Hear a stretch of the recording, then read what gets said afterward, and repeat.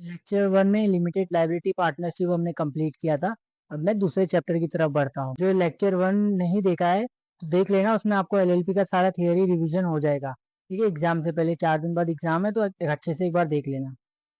मान लो मिस्टर यश है, जो ये यश एक मूवी बनाते हैं। ठीक है, एक मूवी बनाता है, एक मस्त मूवी बनाता है। यश जो है एक मस्त मूवी बनाता है, लेकिन इसने मूवी में बहुत ज्यादा पैसा लगा दिया है।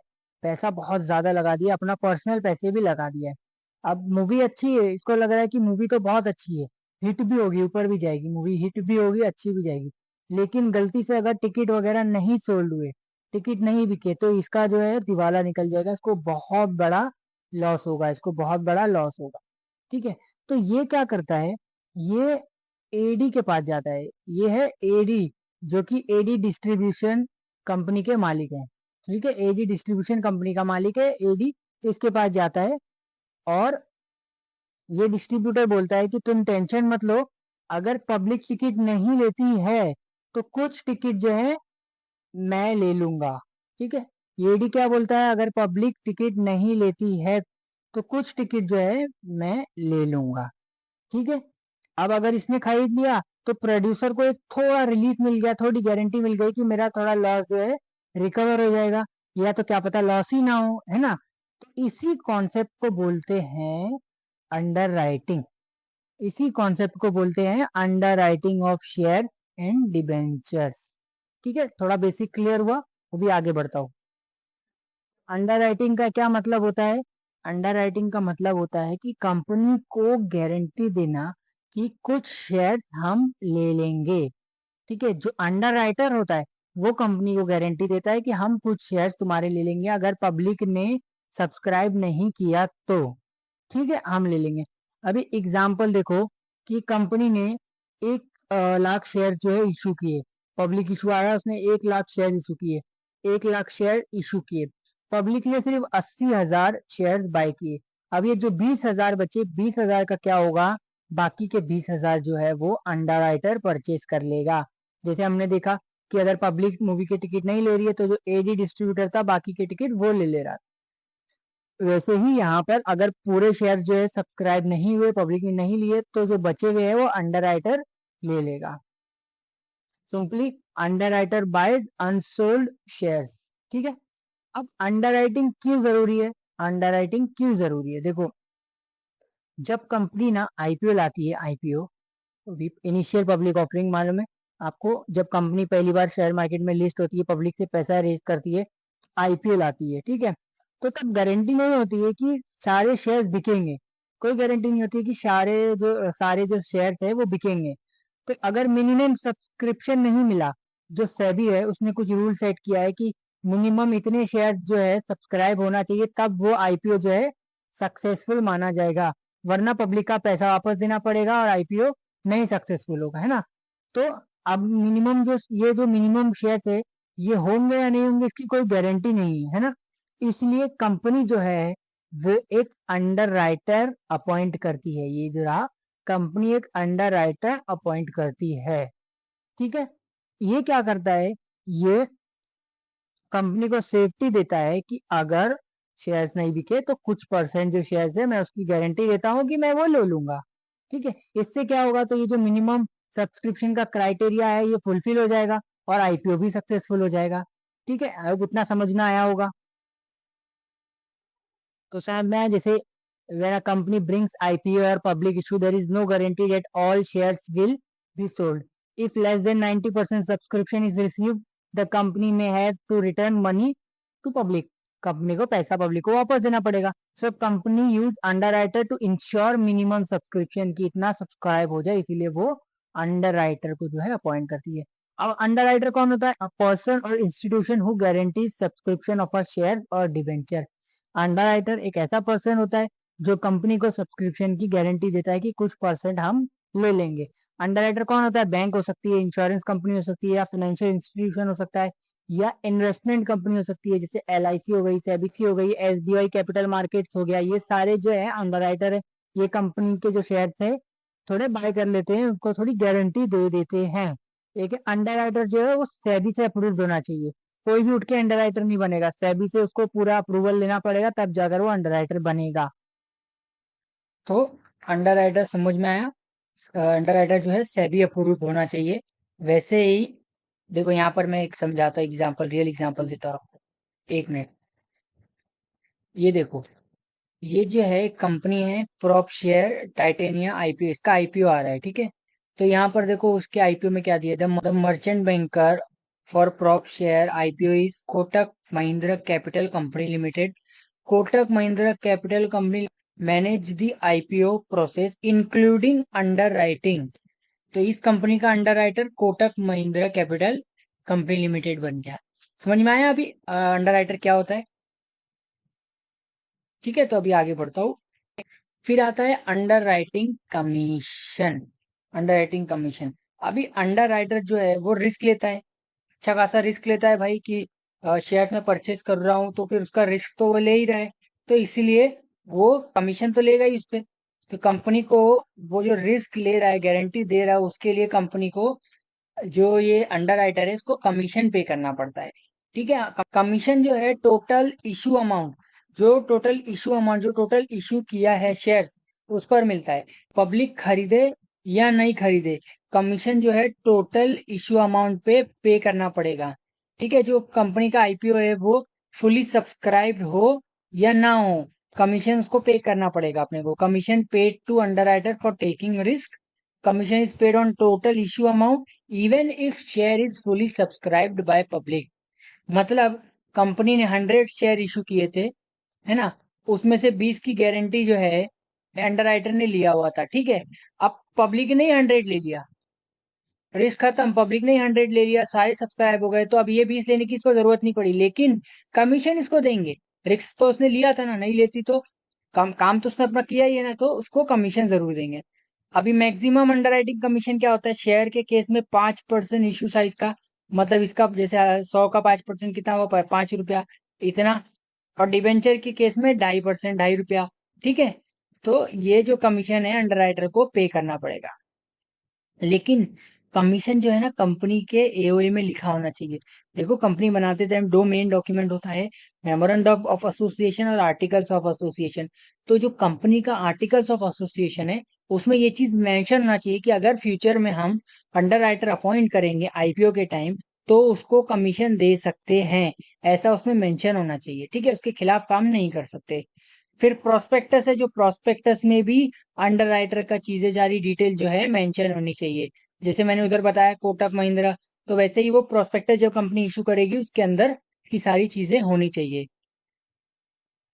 ठीक है, तो प्रोस्पेक्टस में उस जो अंडर राइटर है उसकी डिटेल होना चाहिए।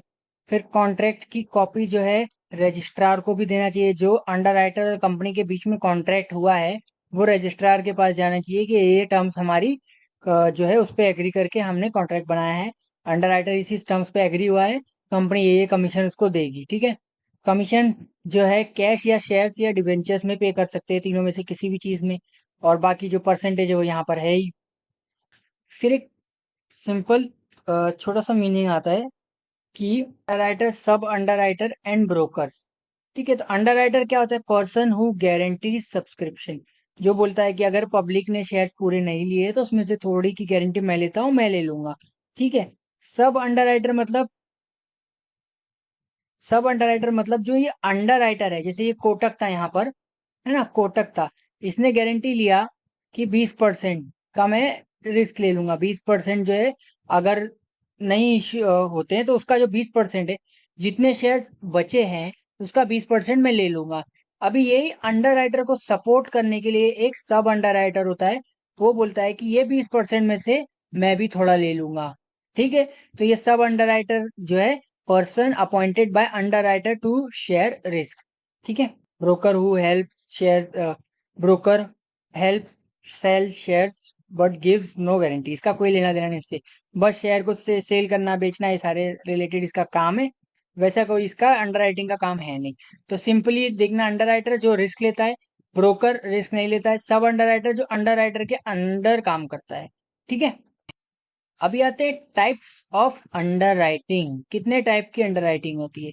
सबसे पहले, जब पूरा इशू जो है अंडर रिटर्न होता है, ठीक है, पूरा इश्यू अंडर रिटर्न होता है। मतलब कि कोई कंपनी है, 50,000 के जो है शेयर इशू कर रही है मार्केट में, 50,000 के। तो अंडर राइटर क्या बोलता है, अगर पब्लिक ने नहीं लिए तो ये पूरे तक का मैं ले लूंगा। पूरा जितना इशू साइज है उसको पूरा उसने अंडरराइट कर लिया कि 50,000 शेयर इशू कर रही है, पूरे 50,000 जो है मैंने कवर कर लिया है अगर पब्लिक नहीं लेगी तो उसको कंप्लीट अंडरराइटिंग बोलेंगे। क्या बोलेंगे, complete underwriting, where whole issue is underwritten if a company issue 50,000 shares and all 50,000 shares are underwritten, तो उसको कंप्लीट अंडररिटन बोलेंगे। कंप्लीट अंडर रिटर्न एक अंडर राइटर कर सकता है या बहुत सारे मिलके कर सकते हैं। क्या पता कंपनी का जो इशू साइज है बहुत बड़ा है तो एक अंडर राइटर की बस की बात नहीं है, तो बहुत सारे मिलके भी कर सकते हैं। फिर आता है partial under writing. Partial under writing मतलब जो सिर्फ कुछ पार्ट को अंडरराइट कर रहा है, जैसे अब तक हम पढ़ ही रहे थे वैसे ही। अब यहाँ पर जो 50,000 है इसमें से उसने बोला कि मैं 20,000 लूंगा, अगर पब्लिक ने नहीं लिया तो उसमें से मैं 20,000 शेयर जो है उतने ले लूंगा, तो उसको पार्शियल अंडरराइटिंग बोलेंगे। ठीक है, uh company issue 50,000 shares but only 20,000 shares are underwritten. Company risk पूरा बियर कर रही है, रिमेनिंग शेयर्स का जो है वो अंडरराइटर कवर कर रहा है। फिर आता है फर्म अंडरराइटिंग। क्या आता है, फर्म अंडरराइटिंग। फर्म अंडरराइटिंग में अंडरराइटर जो है फिक्स जो नंबर ऑफ शेयर्स है वो लेने के लिए रेडी होता है। देखो इस केस में क्या है, इसने बोला कि अगर कंपनी जो शेयर्स नहीं लेगी, जो पब्लिक अगर शेयर्स नहीं लेगी तो उसमें से 20,000 तक के शेयर जो है मैं ले लूंगा, 20,000 तक शेयर जो है मैं ले लूंगा। लेकिन लूंगा ही ये नहीं बोला है, ले लूंगा, है ना। मतलब अगर इशू सक्सेसफुल नहीं होता है, इतने बचते हैं, तो वो अंडर राइटर का जो ड्यूटी बन जाती है इसको कंप्लीट करे और इसको ले। लेकिन अगर इशू जो है कंप्लीट पूरा हो गया, पब्लिक ने अच्छा खासा ले लिया, तो उसकी लाइबिलिटी नहीं बनेगी, वो नहीं लेगा तो भी चलेगा, बस कमीशन उसको मिलेंगे। लेकिन फर्म अंडरराइटिंग में क्या है कि कुछ नंबर फिक्स कर लेगा कि मैं इतने लूंगा, चाहे पब्लिक सारे शेयर्स खरीद ले फिर भी अंडरराइटर को एग्रीड शेयर्स लेना पड़ेंगे। मतलब कि 50,000 इशू हुआ है और 50,000 पब्लिक ने ले लिया है, तो उसने 10,000 की गारंटी लिया था, तो अब इशू तो कंप्लीट हो गया, पब्लिक ने ले लिया है और इसकी लाइबिलिटी अब नहीं बनती है। लेकिन फर्म अंडरराइटिंग में इसको ये शेयर्स देना पड़ेंगे क्योंकि ये एग्री हुआ कि इतने नंबर ऑफ शेयर मैं ले ही रहा हूँ भाई, मुझे दे देना बस, ऐसा है। तो अंडरराइटर, फर्म अंडरराइटिंग में underwriter agrees to buy fix number of shares even public fully subscribe. Underwriter ने 5,000 शेयर एग्री किया तो पब्लिक का जो है अगर लेती है नहीं लेती है फिर भी अंडरराइटर को लेना पड़ेंगे। ठीक है, फिर कुछ टर्म्स आ जाते हैं एप्लीकेशन से रिलेटेड। जो अंडर राइटिंग का एप्लीकेशन है जब हम अप्लाई करेंगे उससे रिलेटेड क्या टर्म्स है वो आ जाते हैं। ठीक है, तो सबसे पहला एक टर्म्स आता है mark application. Mark application, mark. ठीक है, अब मार्क जब जिन एप्लीकेशन फॉर्म पे अंडर राइटर का स्टैंप होता है उन्हें मार्क एप्लीकेशन बोलते हैं।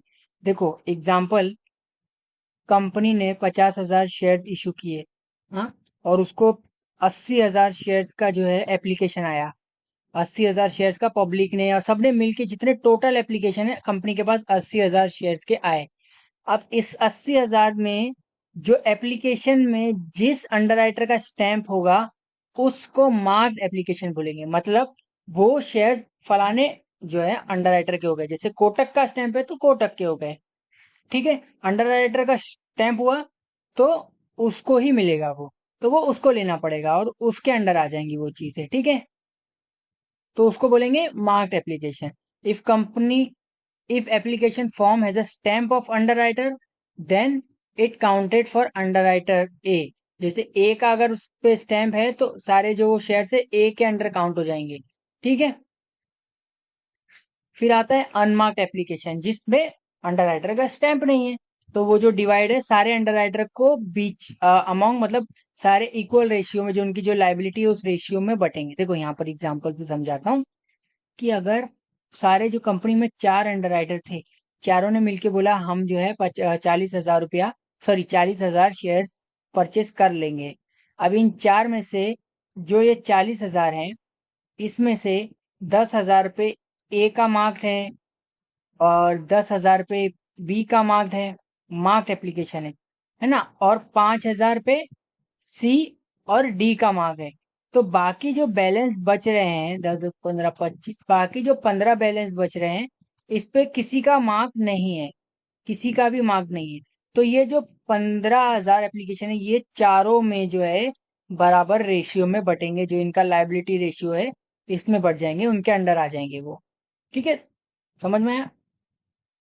फिर ये है फर्म अंडरराइटिंग एप्लीकेशन से related, application relating to firm underwriting of share, this may be credited to individual underwriter, मतलब कोई एक अंडरराइटर को जा सकता है इसमें से जिसने भी फर्म की अंडरराइटिंग मतलब गारंटी लिया होगा कि मैं लेऊंगा ही शेयर्स, भले ही पब्लिक ना ले।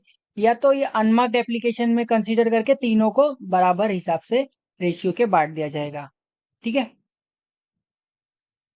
ठीक है, यहाँ पर इतना समझ में आया? तो यहाँ पर ये चैप्टर कंप्लीट होता है। वो थोड़ा बहुत आपको रिवीजन हुआ होगा, थोड़ा कुछ समझ में आया होगा। हो सकता है मेरे समझाने का तरीका सही ना हो, तो आप कमेंट करके मुझे बताना, मैं और इम्प्रूव करूंगा और बेटर करूंगा, अच्छे से समझाने की कोशिश करूंगा। ठीक है, लेकिन कमेंट जरूर कर देना और लाइक जरूर कर देना। अगर एक स्टूडेंट देख रहा है तो एक भी करेगा तो भी चलेगा मुझे, क्योंकि बहुत कम अभी व्यूज आ रहे हैं, मुझे बहुत कम स्टूडेंट देख रहे हैं, क्योंकि अभी अभी स्टार्ट किया है, ग्रो हो रहा है धीरे धीरे। तो आप अगर देख रहे हैं तो कमेंट जरूर कर।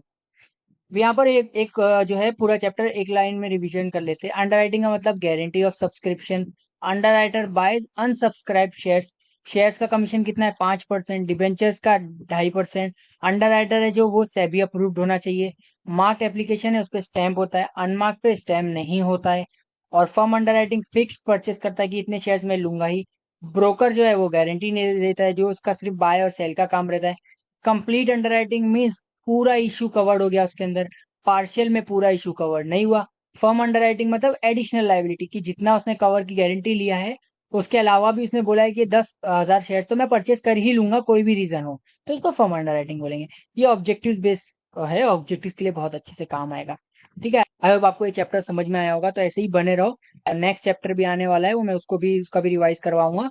और जब तक आप अपना प्रैक्टिस क्वेश्चन पेपर मैंने डाला हुआ है, ऑब्जेक्टिव्स का क्वेश्चन बैंक मैंने डाला हुआ है, वो भी पढ़ लेना। देखो